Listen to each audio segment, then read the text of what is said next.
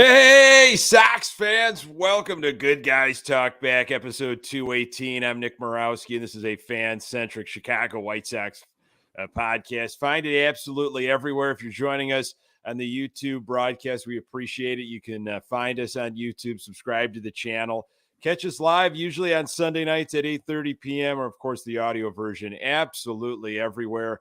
We're on Twitter at Good Guys TB. Wow.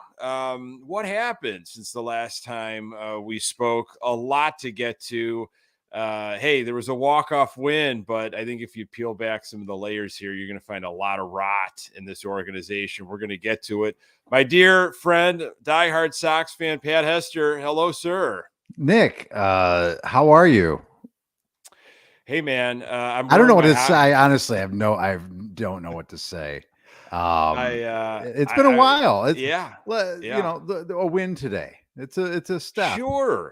Sure. But that's something I want to touch on is that where we're going, or do you want to see it burn down?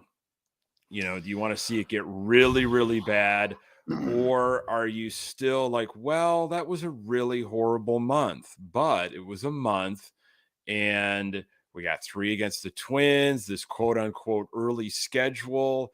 I mean, you could make a case, you go through the 6 stages of grief, or the Sox stages of grief, and you're like denial, anger, acceptance, bargaining. And you start having that hope, and you're like, wait a second, walk-off win. When it was an Andrew Vaughn walk-off, it wasn't like Adam Hazley or something. It was a guy that, we need to count on. But this was a roller coaster game on Sunday, and just a ridiculous weekend, and in a nightmare season so far. So I don't know where to go to first, but I've got a hockey jersey on, Pat, that this baby right here, this might have been the highlight if it wasn't for the walk-off home run. Very nice jersey on Saturday. And, every time I see you've got something new, you've got something that you got from as a giveaway item. You're just always dressed to the nines for these shows. let me just stadium tell you. Giveaway. That's all I wear. That's all I wear around town is just stadium giveaway stuff. I told you before we started recording, I said it's a damn good thing this organization has fantastic food, a really good logo, and some good giveaway items, or else I don't know what the hell we'd have. We'd have not much.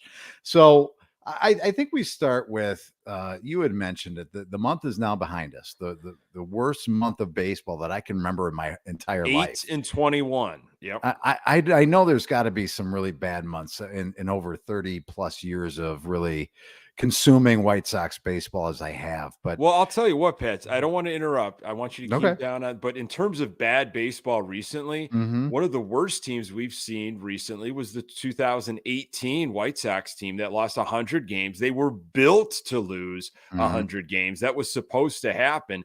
After 29 games, they were 9-20. So this current team is worse than that 2018 team that Rick Hahn called different. This is the different that he didn't probably mean. No. Yeah. Well, it's got to be the most excruciating baseball I've watched over a month span. Obviously, the numbers you just said tell the tale and confirm that it's really, here's where I'm at in my house, Nick, right now. My son, God bless him, my 6-year-old Gavin, and he makes me feel like I need to be more like him. He's watching every day. He won't turn it off, Nick. He won't turn off the damn games. And I'm sitting there. I'm telling you, I'm sitting there with him Saturday night. We're watching the game, and I'm kind of into it. I go upstairs to give my 3-year-old a bath. I come out, and then 10 runs have scored. And I'm yelling at him from the balcony, and I'm saying, turn the damn game off. Just turn it off. He goes, Dad, it's the game. They could come back. I said, just turn it. And then today again. I'm watching the game, and I'm watching what I'm watching with errors and just sloppiness of play. And he's watching the game. He's like, Dad, it's only 7-4. It's going to be fine. And I looked at him and I said, you have to turn it off for my mental well-being. I can't watch it. I'm arguing with a 6-year-old who's got a passion for the game, who wants to watch the game, and I'm yelling at him. Protecting. You're just trying to protect him. No, I'm not protecting him from him. I'm protecting him from me. Because Nick, I've gone. Yeah. You I've know who been you 2 ways. sounded like there? Like, turn What? the damn game off. Like when Jim Ross would just be yelling during a WWF Raw, like back in the late 90s when Mick Foley would be taking chair shot after chair shot, just like, just end it already. Stop the humanity. Let the man be. He's dead already. You're right on though. It was You know like what? I love when you compare me to people, especially like a Jim Ross of all people. the person That's you what a absolutely friend want you to are. be. What a friend you are. God bless you. Jim Ross, Um, JR. Yeah. oh, You good, just good needed that. gravy. You need that black 10-gallon hat. Yeah. Identical. I think the Identical. last person in the wrestling world you compare me to is Paul Bearer. Either I'm Paul Bearer or Jim Ross. I mean, Oh, well, that's we're gonna need a pallbearer if the season continues the way it is right now. I went to the game, of course, and we're in the mhm. jersey. It was my son's first birthday, and Happy just so birthday to happened, Vinny, by the yeah, way. God bless absolutely, him. yeah, absolutely. He's never going to remember any of this White Sox baseball, but you can't get hurt by the White Sox all life long if you don't start early on. So Right. that's my lesson. And we went to the game. My wife, Vinny, and myself, and got there, got the jersey, walked around. We had some stuff to eat. Hey, the Sox were winning. They had bases Yeah. loaded, nobody out. They were able to score a couple runs, and it got to be, the third inning or so. He wasn't able to hang. So it's like, all right, we'll head back. Had a good memory. I'll watch the rest of it. Well, Lance Lynn, he's got a no-hitter going through 6. I'm like, can I somehow get back into the game when he goes to bed? This could be historic. And then Mhm. all of a sudden he gives up a home run in the 7th, and just the wheels came off, and then the wheels burned, and the whole wagon set aflame. It was unreal. I've never seen anything quite like that ever with a game where the Sox are winning 3-0 in the 7th, and your pitcher's got it sitting on a no hitter, and you just implode like that. Well, it just goes to show you. I want to go back to something that we talked a lot about in the offseason, and that's with this kidding team of coaches that we have that are supposed to implement a plan of Sure. attack. Yeah. You can see that we obviously are either not listening to the plan, or we don't have players that execute a plan, or that was just another bill of goods sold by a oil snake. What do they call it? Snake oil salesman. And then you've got a team like the Rays that actually has a plan, Oh yeah. right? They've Yeah. got a plan of attack. Yep. Did you ever feel in the, what is it, 7 games we've played against the Rays? Hopefully we never see them again for the rest of existence. Did you ever feel like they were ever out of a game? Did you ever No. feel like they would be not have a No. chance, or not have a plan of attack, or not be able to execute when the time called for it? They are a well put together team, obviously by a well run organization, and good teams just absolutely exploit your weaknesses.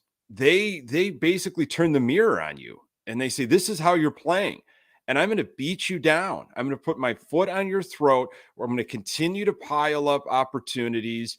The Sox look like a little league team, a couple times over the weekend. Mhm. Let's stick with the weekend, I guess, and not the whole season. But you got, Yaz not paying attention, Lynn flipping him the ball. Nobody's looking. Sosa doesn't know what to do with the ball in the infield.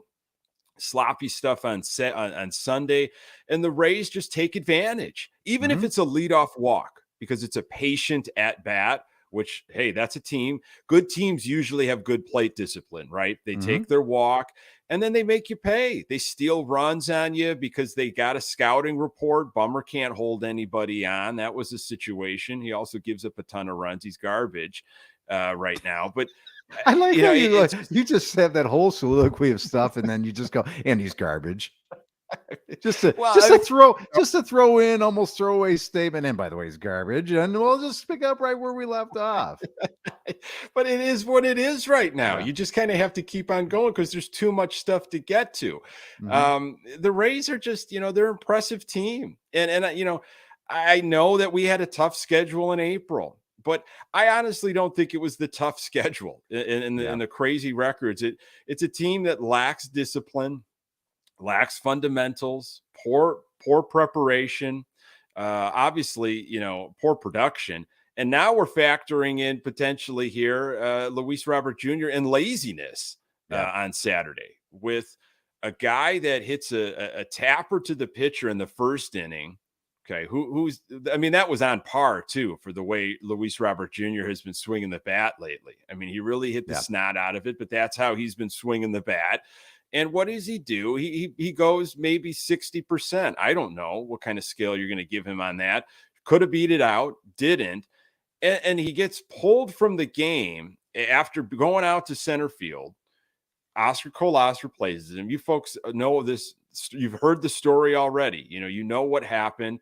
Montoya, Grifol ask him, is everything okay? What's going on? Never answers. And then it comes out like after the game, I guess, he says, well, because I hustled so much in his 0 for 4, 1 for 4 Friday night, I'm going to rest a little bit on Saturday because I got a hamstring issue that no one knows about, that I didn't want to tell anybody because I didn't want to like get benched or something. What in God's name is going on? He's not in the starting lineup on Sunday, but in a critical situation during a sloppy, rainy moment with the game, which that was kind of how it was going on Sunday. He comes into pinch hit. Okay, so if he needed to leg something out, you're telling me all of a sudden his hamstring is miraculously healed? Do they have like a chaplain that I don't know about that's now is staying at 35th and Shield and they somehow healed him? Because if he needed to run, he wouldn't have been able to give it to you. Yeah. So, who are we believing here? It's insane. Well, is it time to say Luis Robert is a bust? Is it time to say that? I mean, you and I have watched this guy, and obviously the tools are there. The people have always told us the tools are there, but I don't think the tools are there between the ears. He doesn't seem very bright. He doesn't seem to, I don't know. He's not obviously disciplined enough at the plate. I don't know that he has maybe the most important tool, and that's the noodle. I mean, the brain is what you're talking about. The brain obviously is what I meant there, Nick. Yeah. Is that too harsh? Well, see, let's break that down. Let's deconstruct that, because who was telling us that this guy had all the tools? I mean, so I guess we have to look at the sources. Right now, I don't trust this organization to be able to scout and sense talent, up and down. So if we were being sold that and hyped that by the White Sox organization, then now I'm starting to realize the organizational rot, the house of cards, that nobody knows what's going on internally. It's all starting to crumble. And there needs to be so much change. If they were the ones that were like, all right, let's really sell this guy. But I think maybe they were being told. Maybe they believed somebody else. And there were a lot of other baseball prognosticators nationally that, do this for a living, that had him as the next Cuban Mike Trout or whatever they were saying about him. But I wonder, though, about some of these guys. Like, and this happened with Eloy and Moncada and Robert. They got a lot of money, Pat, before they really played any Major League Baseball. And really it's Robert and Jimenez, and Robert got that huge deal, to almost prevent a Chris Bryant maybe situation. And he got this big contract without really doing anything at the big league level. Well, what's the motivation right now? And I don't want to say money's the only motivator, but man, if you're paid like that and you're all locked up and you're good to go, it's like, all right, well, what there seems just to be like a lack of motivation, a lack of focus. And, that's what I can point to. The whole, is he a bust? I don't know. I don't know really. Right now, he sure seems like it. I mean, haven't we seen enough from Eloy and Moncada and Luis Robert to say that they're busts? I would put them all together and say it's one big bust, fest over there. I really haven't seen anything. They're never available. And that goes into it. I don't care if you say, well, if these guys were healthy, if they were healthy, that is part of it for me, Nick. If you're not available, what does it matter? They could say you and I have some great talent, but we've never seen the field. I mean, what the hell's the difference? So I'm kind of done with the hope of that these guys are ever going to really turn it into anything. They might be good enough to get this team to be somewhere around 3 or 4 games under 500 by the end of the day. by the end of the year, but I don't know that's not good enough. That's not superstars that we were told we were getting in return when this was really hyped up to be a team of really in a contention window for some time, and asked me about it at the parade type of comments were made. Yeah. So I really don't know. I'm kind of, if you asked me earlier where I'm at, and I told you a story, I'm yelling at my 6-year-old son to turn off the games. I've tried to convince myself, Nick, to not care. I've tried. I really have tried to say, it's over. Don't worry about this year it's in the garbage can. Just relax. Just go to the game and enjoy a nice summer day and a cold beer and a hot dog and just enjoy it. And I can't. I'm sick. I have a sickness and I can't do that. I think people will ask, and they'll put it out there into Sox universe or whatever, especially on social media. Like, why do you keep going to the games? Like you're supporting Jerry. And like, I don't know how much he's actually, raking in off of just pure ticket sales. I think a lot of it comes from some other means, but this is what people know. This is their generational, this is where their fandom is. The traditions are deep rooted, and hey, we go out to Sox games. We enjoy ourselves. We get the family together. We go to a couple games, every season. Like you said, the food's there, the giveaways are there. That's what we know. And they want to continue to do that. And they don't want to leave that world, that activity that they have tied themselves to. And I completely get that. That's me. Like I'm not leaving this team. I can't. Yeah. I'm pot committed. Definitely pot committed. Now, do I have the ability, like the voice, like the means maybe to try to, talk some change? Perhaps, because there needs to be real serious change, I think. So when I think about, well, do I hope that they can turn it around? And then it's just kind of lipstick on a pig. And it's like, well, we were able to string some wins together and we floundered. I don't know, because I feel like in certain sports, like in football, you kind of want that team to just like implode. Let's get a high pick. Let's maybe create some change and move in a different direction. I feel like the Sox they have to make a decision, and I worry that by the time July comes around, they have not been able, to right the ship. And because again, Minnesota and Cleveland aren't going to say, we'll stop playing right now hard or competitively, so you guys can catch up. You had a bad month. So sorry for you. We'll take it easy so it's competitive the rest of the summer. No one is going to feel sorry for the Chicago White Sox. So, by the time the trade deadline nears, I don't think they've been able to like get together any type of real steam. I think they're going to have to sell off. That's the reality. Ken Rosenthal had a really good article in The Athletic just a couple days ago about the 3 tiers of the White Sox, like in terms of contracts and in terms of, what the team is committed money's wise. It's really Dylan Cease. That's the gem right now. That's the guy that, maybe even Giolito too, because you're looking at guys that, are going to walk probably after this year, but that's tough to stomach. Is like the rebuild started with selling off our ace, and it's going to kind of like go in this direction where we're going to have to sell off our ace once again with the way this is trending right now. Yeah, it's obviously trending that way, Nick. But I mean, when does the cycle end? I mean, the last rebuild took 4 seasons, whatever it was, before we actually started to feel like we were coming out of it, right? I mean, that's really hard to endure. Ends, Pat. The cycle ends when the ownership changes, when all when you've got a rotting deck, okay, or a porch or something. It's like you can keep staining it, you can keep painting it and doing whatever, but man, that wood is rotten, and eventually it's going to start crumbling. And it looks maybe pretty when you put that new paint on and that stain and everything, but it can't hold up. It can't hold the weight. And eventually, you're going to find out the true value of that of that porch or that deck or whatever. And I think that's what's starting to happen, in my personal opinion. And that means all the people making these decisions that, decided on how the rebuild's going to go, and the farm director and the scouts and, all this stuff. No one can make those. That's the other thing, is I don't trust any of those people to make those decisions again.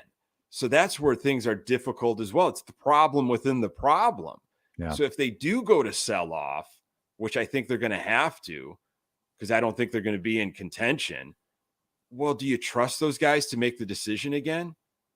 The timing, you almost have to, because it's not like there's going to be an ownership change and a front office change within the next 2 months. So that's scary. Do that's you really let so then if I'm Jerry, or if I'm just the owner of the team and I'm looking at it from 20,000 feet, maybe I just say, you know what, let's just ride this season out. Let's not make any wholesale changes to sell off anything, because what I want to do in this off season is get rid of everybody that's making those types of decisions. And if we're going to start fresh, I need fresh minds in here to make those decisions, not the current regime, even though it could mean missing out and making some moves to better the team and get it going in a quicker fashion. I'd almost look, if it were me, again, I don't think Jerry will do that, because Jerry's too loyal, and he won't get rid of both Kenny and he won't get rid of Rick at the same time. I just don't see it. I mean, 87 years old.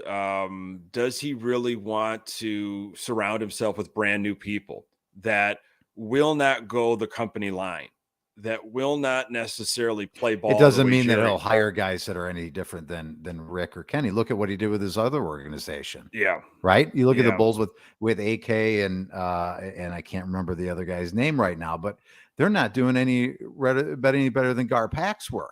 They're yes men that aren't aggressive, that don't make moves.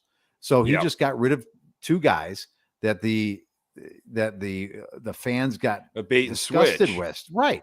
And it's like, okay, we got something new in. And it's like, okay, we got Mark Eversley and AK in here, and they're going to do some things. And there was some positive movement with the Bulls last year.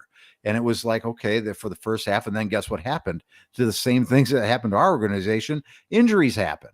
Oh, we can blame it all on injuries. And then the offseason comes and they make absolutely no moves to improve their team. One of the worst shooting teams in terms of shooting from distance, and they add no shooting, Nick. Yeah. So that's all you have to look at, is look at the other team in town that's owned by the same person.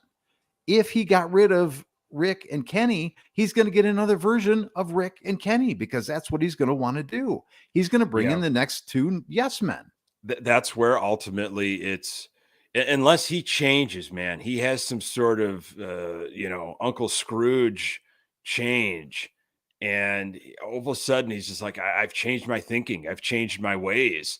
I want to start spending for, generational talent. I want to get people in here that will buck the system a little bit, that will ruffle the norm, so we can get, fundamentally good baseball, like correct baseball from the inside out happening, not only at an organizational level, but on the field.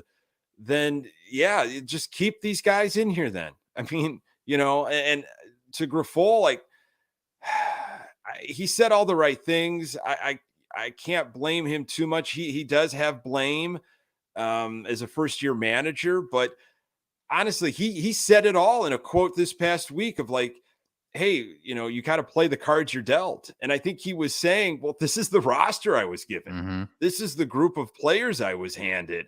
Maybe he had some say here and there. Maybe Hans or Alberto he lobbied for, or maybe he was like, yeah, I know Andrew Benintendi. If you want to throw him a ton of money, sure, I'd love to have him on the team. But he inherited the core pretty much. Yeah. And he's like, I thought this was going to be a lot different. I thought these guys were actually going to want to be better and put all of the things that we were trying to put into play. And that was my big worry, is he could say all the right things. He could surround himself with a good coaching staff, which I think he has. And it was an outside hire finally. But if these guys, these core guys on the White Sox are not going to listen to his message, and they're going to roll their eyes and say, what do you know? You're a first-year manager. with the Kansas City Royals. I'm not listening. I'm going to continue to do it my way. You got a guy like Jake Berger who's, doing the eye pitch thing, and which I think is a crazy good idea. And you've seen the results, especially at home. If they could ever travel with it on the road, that would be a different story. Why aren't other guys using that? Maybe they are, and they just don't know how to work it, or it's not successful for them. But you read in between the lines on things, and it's like, whoa, are we all, on the same page here? I thought there was going to be a different way of doing things, and Grifol was going to get everybody in line. And it just, that's where I like, whatever you said, man, is not happening with this team right now. It was interesting. There was a clip that was played on ESPN 1000 this past week. I think it was during, maybe it was during Carmen Yurk, and it was AJ Pierzynski's podcast. And he had Lance Lynn on, and this was before Lance's start. This wanted to talk about that. Good idea. Yeah. And he had made a comment. Lance Lynn had made a comment after AJ said, "What the F is going on?" Mm-hmm. And he said, "Guys there's like a learning curve right now with guys learning some new things, and it's just taking a little bit to get used to." And for a moment, I go, "Oh, that's interesting," and then I go, what the hell does that mean? Exactly. What in God's name does that mean? Guys are learning how to do what? I would love for AJ's follow-up to be, and what the TF is that all about? Let me follow up with that. Because I agree with you, Pat. At first I was like, oh, okay. But that should have been done in November, December, January. Yeah. If there were opportunities to meet and like put things in play and have conversations, and okay, now we're all together in spring training, and we're together for a long time. Now, did the World Baseball Classic disrupt everything? Is he talking from his perspective because he was gone for a while with the WBC? I don't buy it. I just don't buy it. I mean, a new coaching staff comes in, same pitching coach, the same person you've been, dealing with, Lance Lynn. You got a new coaching staff and a new manager, and all of a sudden, like, you forget like plate discipline, or, maybe some of you never had it. You forget fundamentals. You forget to hit a cutoff man. You forget how to pitch. You forget like, oh, I shouldn't throw like a lazy sweeper in the zone. That didn't make sense to me. You're right on with that. It was very curious. And it's just really odd all around. And I don't know how to really judge Pedro yet. I really don't know. He got really thrown out twice over the weekend, back-to-back games. And that's great. And that's fine. Just like, okay. I like a little passion and energy and fire. That's good. Again, you and I have been fans of what he said in the offseason. Like every manager is going to make moves that you're going to scratch your head, or lineups that are going to be put out that you just don't understand. But right now, I think he's really just kind of reaching for straws and just hoping he gets something that works out there and gets some momentum going in the right direction. I don't know. I'm sitting there today again after I'm yelling at my 6-year-old to turn off the game, and he's yelling back at me and telling me no. My wife turns to me and she goes, "Maybe you were too hard on Tony." Can you believe that? She's like, maybe it wasn't all Tony's fault. And I said, yeah, maybe it wasn't just Tony. Maybe it was just the players are lazy and unskilled and unable to play this game at a high level. Well, I don't think it was all Tony's fault. There's a lot to go into it, but Tony just shouldn't have been the hire. Right. Like that wasn't the move. Like, to move this organization forward, I don't think for the betterment of the Chicago White Sox, it was to bring in Tony La Russa, when a guy like Ricky Renteria probably should have never even been fired. Neither way, it shouldn't have been Tony. And Tony's not going to hold guys maybe accountable last year, all the other decisions that came out.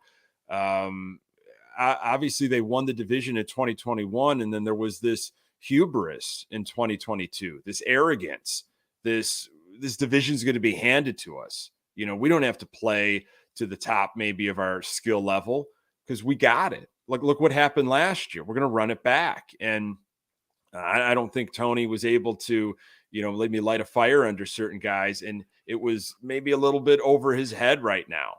And the person who put him in, well, that's Jerry. Yeah. So and then going over Rick's head, and I don't want to unpack all this all over again, but it wasn't all Tony's fault. Okay, but he should have just never been in the managerial Yeah. spot. I mean, that's Believe me, just I'm not going back on saying yeah. that he should be. I That just just and that's been the rot, man. yeah. That's the organizational rot. Like, and so where to go? Where mentally I'm at after this weekend is, man. They got an off day on Monday, and then they got the Twins coming to town for 3. I really wanted to see a shakeup. I kind of wanted to see it go so bad where there's no other, like, we have to make a move. And I hate to say, like, well, maybe that's Chris Getz moving up. I don't think that's the right decision. I don't think the correct GM is in the organization right now. I think God, it I would have hope to not. be definitely an outside hire, but Yeah. just some sort of shakeup. I don't know, to send a message, but will that message even be heard? You know, Luis Robert Jr. laughing in the dugout on Tuesday, joking around after he was benched. Maybe it was a hamstring. I highly doubt it, though. I'm sorry. I don't Yeah. believe that reasoning. And then after him going right back as pinch hitter on Sunday in horrible conditions when the game was kind of on the line, it just, it further cemented my belief. Yeah, I don't know if a shakeup will come again. I don't know if a shakeup will come now. I don't know what the use of shaking up is now. I think you ride it out. I think you ride it out this year. If I'm the owner of this team, and just see if there can be something salvaged. And then you look at in the off season, just a clean break and bring a new set of eyes in. But I don't think that'll happen from a Jerry run team. All I keep saying and telling myself is, I texted you this weekend, he's 87. And you and I will be watching more games of this team, I think, more than him over the next 20 years. Is that safe to say? I think that's safe to say. I hope it's here on the south side of Chicago. I hope it's not, the Nashville White Sox or the Portland White Sox or, Salt Lake City White Sox or these other, towns that are looking for franchises, for looking for teams. First things first, man, I just want to see a better brand of baseball. And I don't know if I'm going to get it from this team. And that's what's really painful. We could be getting TA back. I don't know what's going on in Mankata. I mean, a bulging disc that's like rubbing against nerves in the lower back. I mean, that's not a good thing. That could take a lot of physical therapy and some shots to just get somewhat right. So again, he started off so great, and then you lose him. And then, like Anderson started off, you lost him. Robert, the weird thing is about Robert, he's been healthy the entire season. And that's what we were waiting for, of like a healthy Robert that is not playing like hurt, is not trying to gut through the last couple weeks. Oh, he's going to be a beast.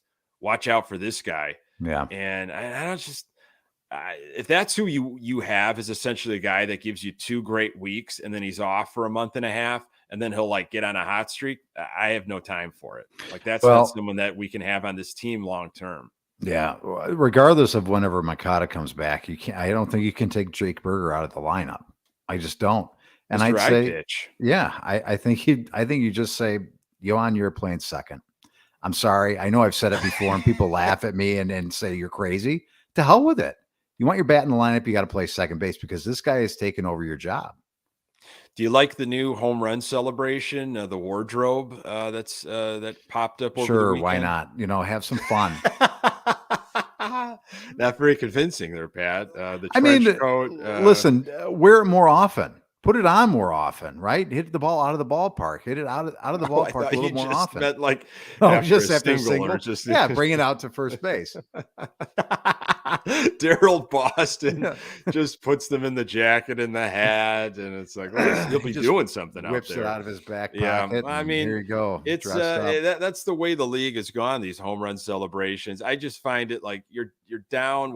You're 13, 14 games under 500, and you broke it out. And I think when they broke it out, man, they were even down in that game. They were down 4-2. It was just an odd time to bring it out. Hey, look, if it gets the team excited and they're having fun, that's great. It's just not the time, man. Yeah. It's like read the room. But I maybe they're like, look, I don't know if we'll ever get back to 500, so we might as well. We put a lot of effort into this. We Yeah. might as well. We might as well have some fun with it. You know what I'd like to see, Nick, and I texted you this earlier. I think maybe it was yesterday, or maybe it was earlier today. I can't remember, but I know how this will go because it's already started to go this way, especially with the weather being so bad. The attendance is going to be really awful this year if it continues to go this way. The Sox traditionally don't draw huge crowds on a night in and night out basis unless there's a great giveaway like you were talking about on Saturday night when there's 30,000 plus. Yeah. What we should do, it won't happen, and I'm not going to blame people for not doing this. I'd love to see a sellout every game, regardless if this team was good or bad, just so the organization could hear the chants of sell the team, almost like a very peaceful,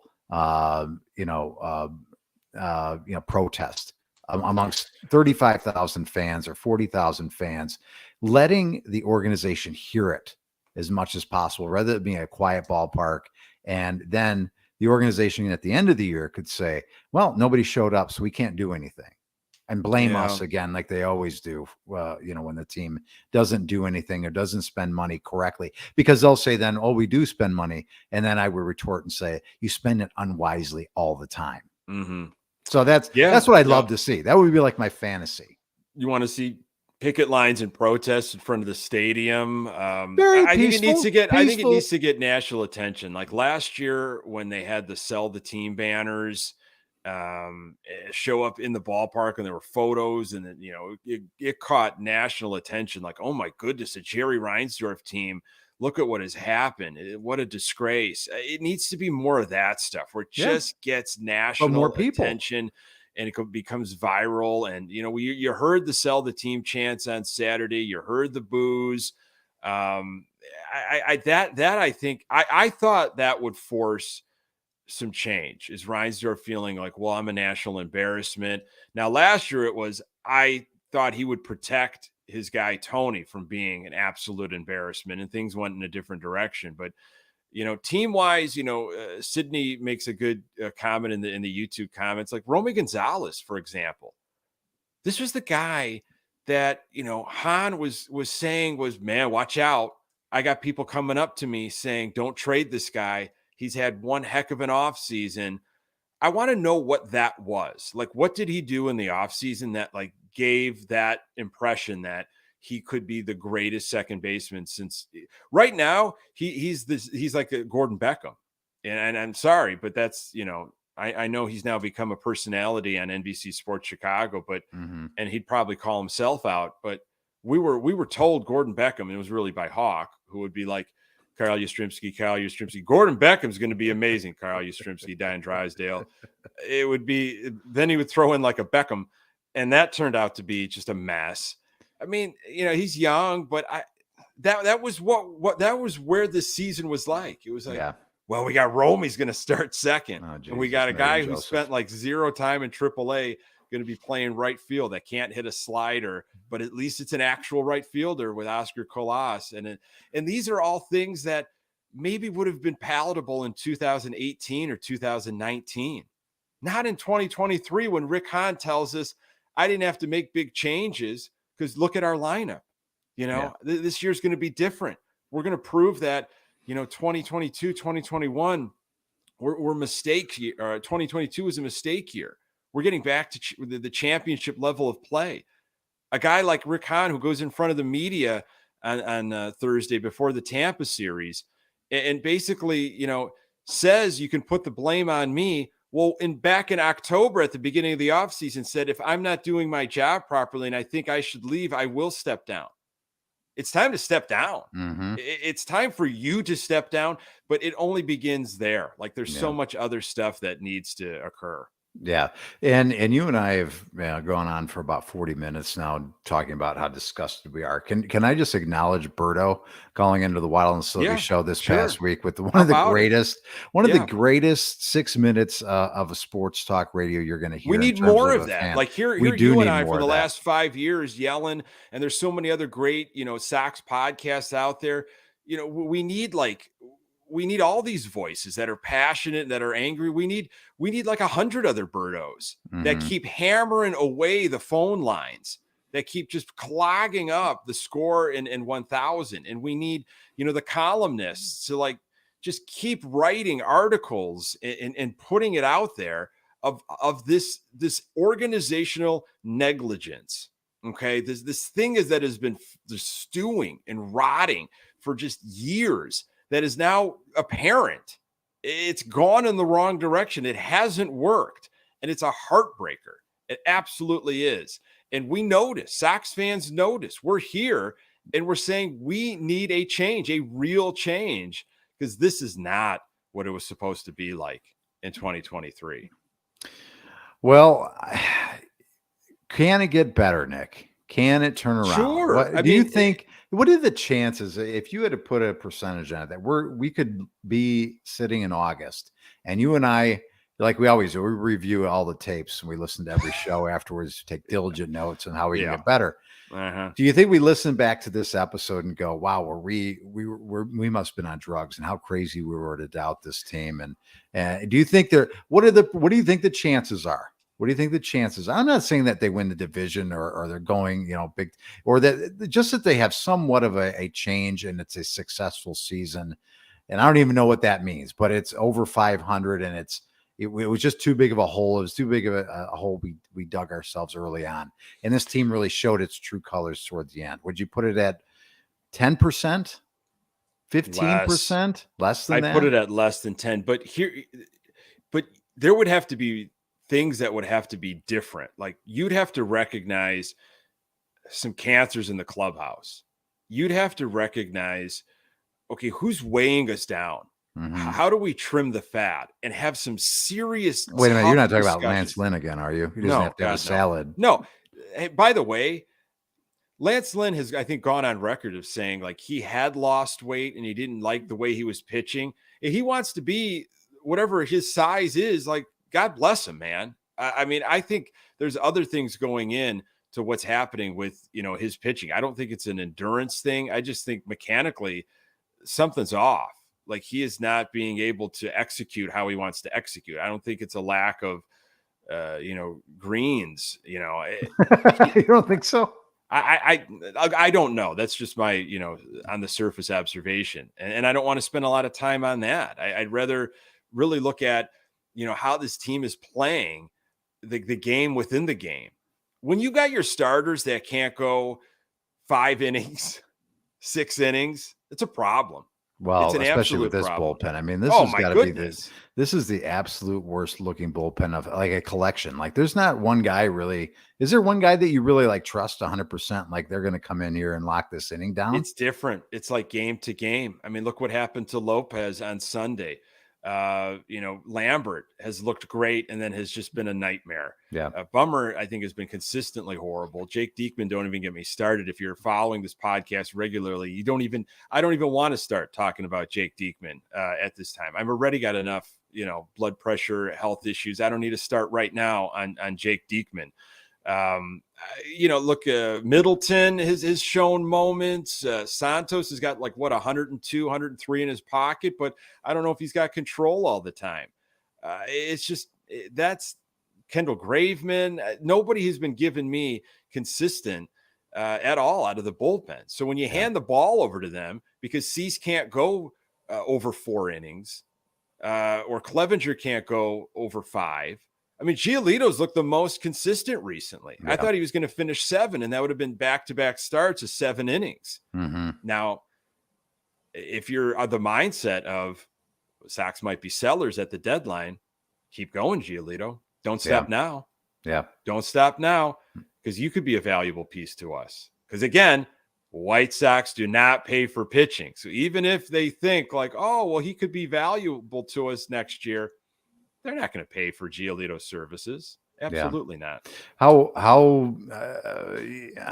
nice would a Liam Hendricks look in a trade? He's got, this is the last year of his deal, if I'm not mistaken. Right. Coming off of obviously what he's come off of, I wouldn't want to lose him, but people are always looking for a good bullpen help, especially a closer. My brother-in-law, I was talking to him today, who's a lifelong Cubs fan, and he said we're going to need some bullpen strength if we want to kind of compete in the NL Central. Keep Hendricks in the same city. Mm-hmm. What could we maybe do for Hendricks? I'm like, look, man, right now he just kind of is like such a spark for the fan base Mm-hmm. because of what he has done, which is absolutely unbelievable in his life with his health. And it's just awesome to see that he is throwing the baseball in Arizona and that he could come back maybe by June or at some point in this summer. But it's not on him, and it Mm-hmm. shouldn't be on him to be the savior of this season. I don't even want to think about it because I like Liam Hendricks a lot. Yeah. And now that's where we're starting to think is like, well, who's going to bring us value? Who can we flip? It's an ugly feeling here at the end of April, starting up May. Nick, we're at a loss for words sometimes, and this is very for you and I. It always has been very therapeutic to kind of talk like this, and I actually have been looking forward very much to this recording, even though it's been so terrible because there's a lot of things that have been on my mind, and I appreciate the opportunity to talk about it with you because I feel so much better, and I hope that everybody that listens to this feels a little bit better after listening to this show. But I'd like to think. I'm going to be a little bit positive as we start to, wind down. I thought Positive Patty died. I thought we had a whole funeral and everything from last episode. He's completely dead. He's dead. Is this his ugly but cousin I'm just going to say, I think there's at least 10 wins in this team for May. Is that possible? Well, May is, we're getting into that quote unquote easy schedule, but people are looking at the White Sox like you're the easy schedule. You have been who we've been waiting for. We cannot wait to get you on our schedule. Do they have any life in them? Do they have any fight in them? I mean, look at the schedule right now. I got it right in front of me here. You got Minnesota, you got Cincinnati. So you have Cincinnati, then Kansas City. That's 6 games right there. Okay, if you got any fight in you, and that's not like the Royals are any much worse than we are. You could make a game on that. They're all on the road. Mm-hmm. Then you got Houston again at home. Okay. So that'll be tough. Cleveland, Kansas City again, Cleveland, Detroit, Angels. Nick. Yeah, that's 2 games better than what we had for April, Yeah. I mean, I think they can win 10 games. That's not a lot. That's not being positive, Patty. That's just saying I think they'll be 2 games better than they were in April. Yeah. Again, I think there is a mental thing. There is a chemistry thing. There is a collective, like maybe there's something just toxic going on behind the closed doors that we don't know about. I mean, when this thing starts snowballing, it's tough. I mean, we've all been in moments, whether it's life or in an intramural or maybe, high school, college or something in your life where it just feels like you can't get on the right track. You just feel doomed. You're like, this doesn't make any sense to me. This should be such a different way. We're all collectively a good team, whether it's in a professional work environment or, in a sport, activity. Why is this happening? And I guess you just need a spark. You need something, I hate to say that's meetings, closed door meetings. Guillen always says, bad teams have meetings. But I thought the communication was solid, under Grifol. I thought it was, open door. Like we talk about all these things, maybe you could rehash some stuff. I just don't have a lot I'm just not seeing it from what I've seen since the last time we talked. I just think things have to go differently. Things have to change to make the difference, if that makes sense. Do they win a series this month? Yes, I think they'll win a series this month. Do they win 2 in a row this month?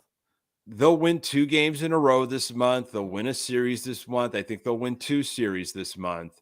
Going on in that big limb. Is that too much? That's like when Wimpy'd make his pick the click and Hawk would say, "Oh, you're taking Frank Thomas again." Going on in that big limb, huh, Wimpy? Yeah. Look, I think, there is something to be said about a weaker schedule, but if you're playing bad baseball as a team, it doesn't matter who you're playing. Yeah. It really doesn't. If you're beating yourself and you can't be fundamentally sound, and, there are errors and mental lapses, and, there's some internal stuff going on with Robert Jr. and people aren't trusting each other, and, whoever ratted him out. I mean, what is that what's the domino effect with that? And look, I want to have hope. That's your last degree of 6 stages of grief is hope. That's the last thing. After you've gone through denial, and anger and bargaining, you finally get to hope. That's your last thing usually in your 6 stages. And your hope is, well, okay, we had a walk-off win. Got an off day on Monday. You stay home for a 3-game series against the first place Twins. Do you get up for that game? Do you say, they're coming into our building, first place Twins, we're going to punch them in the mouth. We're going to be the ones punching. Okay, that'll show me something. This series, and I'll take it. I'll take my hope 1 series at a time. How's that? Okay, 1 series at a time, Nick. One step at a time. I love it.